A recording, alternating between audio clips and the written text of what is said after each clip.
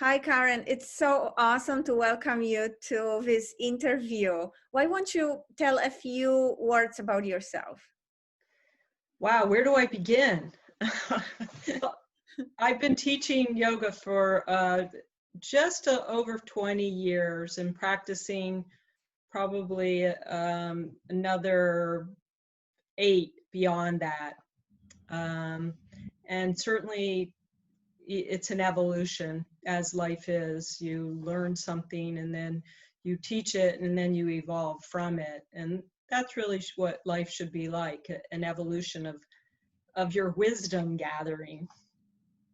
I agree. Well, I chose to reach out to you because, your teaching technique and what you do during yoga practice very much speaks to me. And I have been a little bit of like a student butterfly or bumblebee. I jump from one studio to another, and I was doing it for the searching something that really speaks to me. And I just right now I think I'm only taking your classes, Okay. and I Well, really are you like it. getting somewhere with it?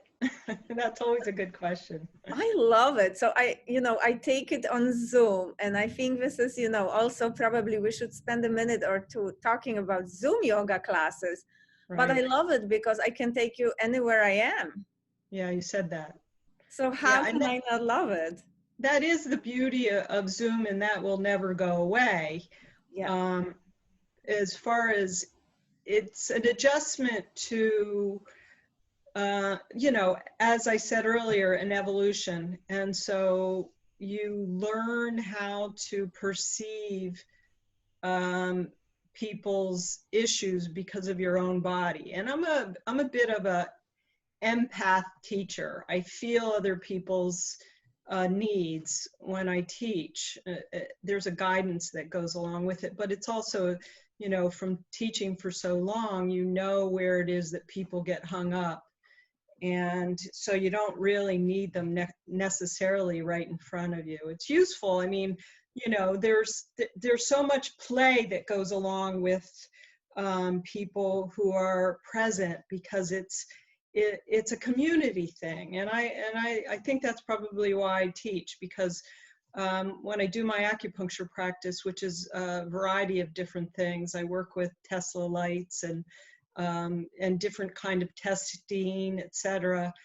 It's just one-on-one, and I work out of my house. So for me, community is a really important thing, and I just love people. So it's something that it just wasn't I wasn't willing to give up, after all these years of doing it. And So Zoom. So you have to Zoom. I know. So, it's at the beginning, I was like, how am I gonna do that? I don't have space, and I still like my right leg is extending and the left one, I can't move it because there's a chest. So you should see all of us like transitioning into like modernizing or modifying actually your poses. But what I like also about your classes is your honesty and with your body and where you are and where we should be with our practice. You often incorporate humor into classes, which I like a lot. Like some of your comments after Thanksgiving that the bellies are full, or and this is really fun. So I really like it. I like coming back to that. Well, it's such that I mean, one thing I learned when I was in India and practicing pretty much every day I was there 3 months, even though every day is the same, except for the moon and that played a big part, and some other things. But what I realized is that from one day to the next, I couldn't do a pose. And it had nothing to do with anything. And I know that's true for, I mean, we're all doing, we're all sitting a lot. So there's some things that you really need to take into consideration, because we have real things happening in our lives, and we really need to work around that stuff. And So. the one thing on the Zoom I noticed that, so I got myself my own belt, blocks, So this is something, I think that definitely there's an element of investing in doing it well over Zoom. Because bolster, I actually requested bolster for my Christmas present. Good. Very important. Yeah. And pillows don't work for me. I tried with the blankets, but it really doesn't No, work very well. no, it really doesn't. Yeah, It's and too messy. too messy. Yeah, and so and then the neck, and it doesn't properly aligns. So that's very important for Zoom. And I wanted also to use this opportunity, if, people will watch to how to prepare. So I think there are many advantages to continue with favorite teachers, supporting classes, because I think it's important that the studios get ongoing support.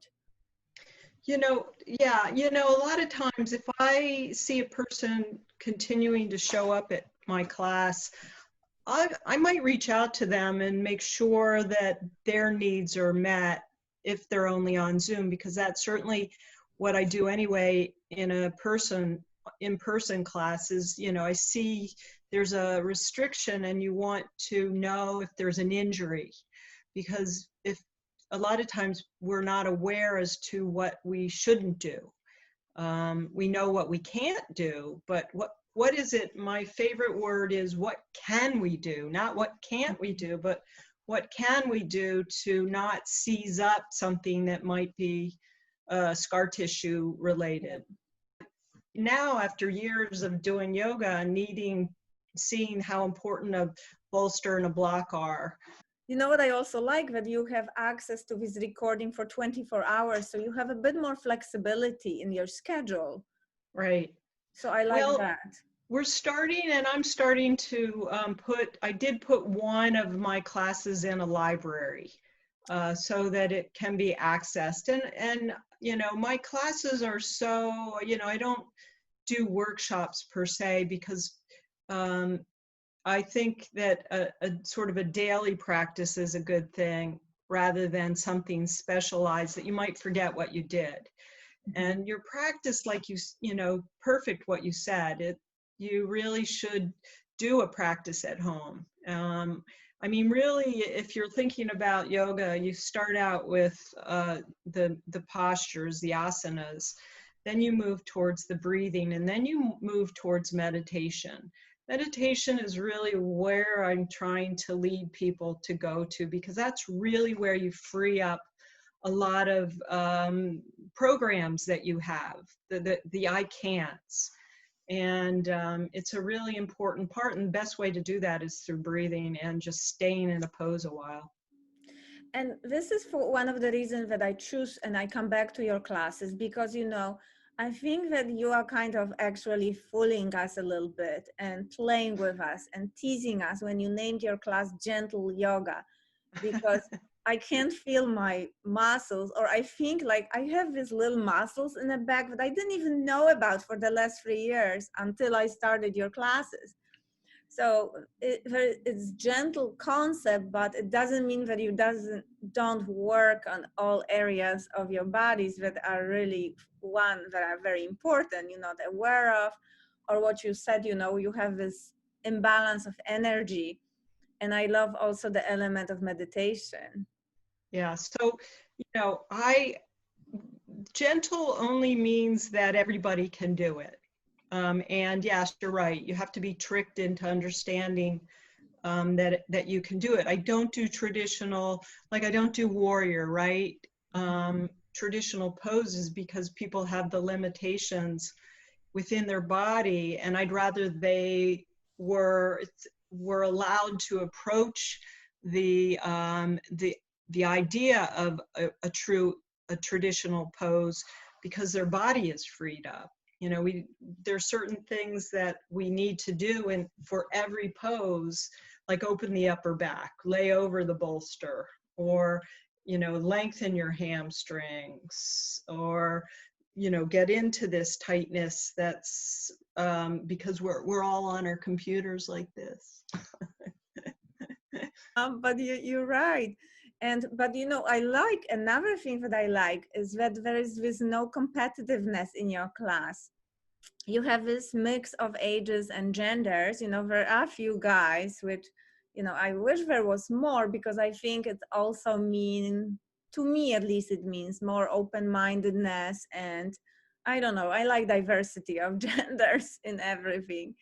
Yeah. So that's kind of good and refreshing, that you don't necessarily are judged, you know, by someone doing something so outrageous in front of you that you are just like a little bit shy or feel guilty that you're not at that level.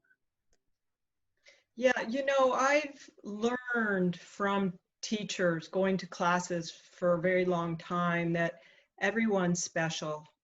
And yeah, I'm grateful for men showing up because I know how absolutely tight they are. You know, we all have our stuff, but men, you know, have a harder time breaking into something that they think they can't do.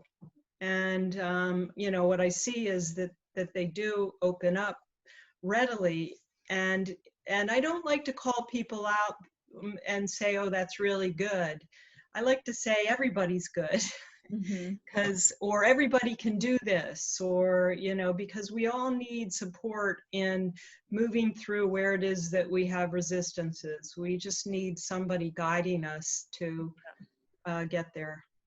So I definitely will share, if you don't mind, but do you mind that I share where you are? And maybe we can talk at the end later where you are, in, whether you're in one studio, or I also will share your personal website, because I think that, you know, I'd like people to look you up. So Okay. if it's okay with you, it's okay with It's you. all good. It's It's all all good. good for good reason. Um, so I have a list of questions here, and Good. so, you know, do you think that yoga replaced church for some people? Totally. Um, well, for me, for one, I teach Sundays, and you know, it's been a something that I'll say, this is my church. You know, I believe that church is wherever it is that you go. You don't need to go to a building. Um, so yeah, I mean, it certainly is a replacement, not for everybody, you know, and Yeah. then some people say, I can't come to your class because I have to go to church. Well, that's Yeah. fine too. Right. But now we don't have to, you know, give anything up, because with Zoom, we can just hop in on it later on. So I like it. I honestly like the virtual stuff that's going on, because I think that I can also, you know, what I want to do is I want to introduce you to more audience, because I think that what you're really doing is, and I don't want to repeat myself, but I really feel that there is this very special thing that you have a talent to do. We all do. And No. we all do. Everybody has a talent. No, I know, I I know. mean, I tell you what, there's no part of me that wanted to teach yoga. And we have to start to listen to ourselves to see where we're guided, because, you know, I was guided to, pushed actually, to help somebody out who was going out of town. And then that person moved and said, you have to take over my class. No part of me wanted to teach yoga. Oh, wow. You just have to, first of all, we have to learn how to breathe and not be afraid. I mean, I've never really loved speaking in front of a large group of people, but this is different. And we all have a skill, and we all have the same amount of passion that we can find. It's just, how do you do that? You know? So, Well, I'm glad that you know, this is all alignment of the stars, that you ended up where I think I can see that you definitely had a talent, and I'm glad that you decided to share that with us, and that you continue with that despite really hard, you know, hard times that we are up on pandemic. But I think even right now, I think that we need this meditative, you know, reflective space even more. well, I think that was, there's no, how do I say this? There's no mistakes. you know, and for me, I know when the pandemic first happened, I belong to a bunch of meditation groups, Dr. Joe Dispenza. And so we had two different separate week-long events where we were meditating a lot. It was invaluable to me Yeah. because it's really hard to it's probably harder to meditate for me than it is to do yoga. Yes. Just to be Mhm. still and to stay focused.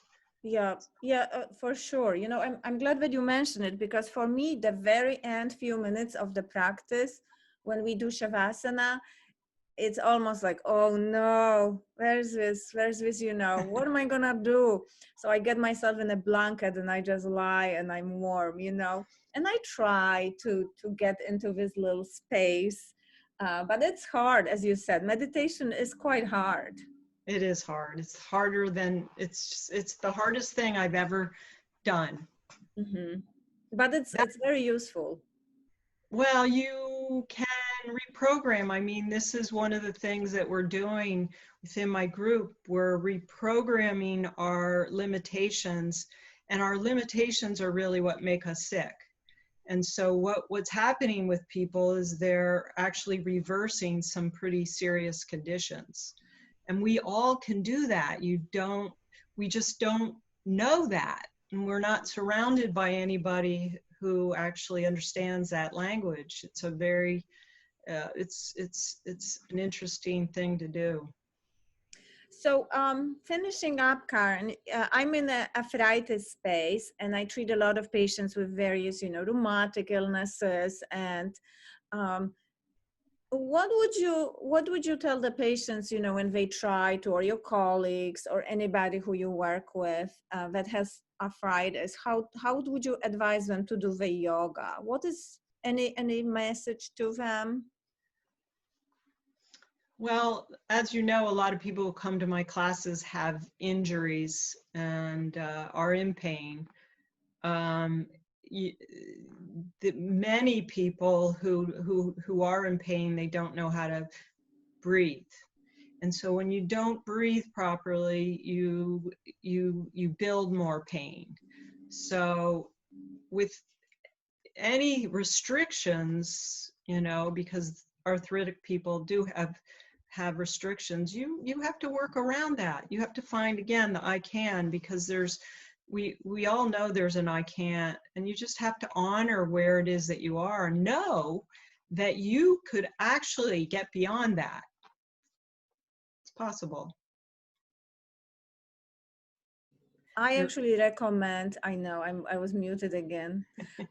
So yeah, I actually recommend yoga a lot too, because of this meditative and quality. And, you know, people don't want to hear a lot that, you know, that there is nothing for them to do, or, you know, get out and do something, and because they're in pain and we don't understand them. Um, but I think that part of it is, you know, this self-discovery, which I think yoga really allows. it's why we're alive. And so whatever way that you can, it's not so easy. You can to figure out where it is that your journey is. We have to put our identity or our ego aside and just try to be fresh every day, and just watch where it is that we start to build back on what our limitations are, because you know we're in this 3D world that is a limitation, you Mhm. know. That's true. Yeah, but, you know, I think that sometimes the limitation is really the biggest one is inside of our heads. That's the only limitation. That is the only limitation. That's the hardest limitation to get beyond. It's possible. I've seen beautiful things happen to people who get beyond that. It's just the biggest thing that we can try to do, and especially now, is be in our heart. Because when you're in your heart, it just, you know, you have all these energy centers, but when you raise the energy up into your heart, it just goes up into your pineal gland and breaks up all the crystals that are actually are your limitations. Because all illness is a accumulation of crystalline matter in the body, and that's what arthritis is. That is what so many diseases are, is energy starts to crystallize and pretty soon you can't move. Mm-hmm. So it's an interesting, life is a beautiful journey. We have to just step aside and know that we can get there. This is a nice message at the end. Carin, thank you so much for spending time, and I wish you the nice holidays. And You too. but thank you for agreeing to, for this interview, and I am looking forward to your class this Saturday. There's one this Saturday, yes indeed, not next week, I believe, this Saturday. So it'll be nice to see you as always. Yes, I'm looking forward to it.